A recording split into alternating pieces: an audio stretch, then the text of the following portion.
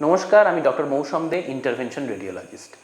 আমরা ভ্যারিকোসিল নিয়ে আপনাদের সঙ্গে আগে অনেক আলোচনা করেছি, কিন্তু আজকে আমরা শুধু আলোচনা করব মেল ইনফার্টিলিটি নিয়ে, মানে বন্ধ্যাত্বকরণ বা যাদের বিয়ের পরে বাচ্চা হচ্ছে না।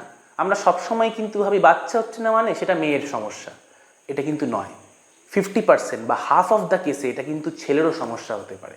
মেয়েদের ক্ষেত্রে লাখ লাখ টাকার USG, HSG, blood analysis, hormone analysis অনেক কিছু হচ্ছে।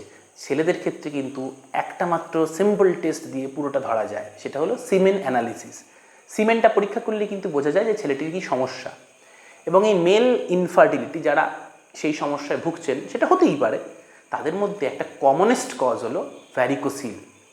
তো এই ভ্যারিকোসিল মেল ইনফার্টিলিটির খুব কমন কারণ। যদি এই সমস্যায় কেউ ভোগেন, তারা আমাদের ভিডিও ফলো করতে পারেন যে কীভাবে লাইফস্টাইল মডিফিকেশন বা কী কী ট্রিটমেন্ট অপশনস আপনাদের কাছে আছে।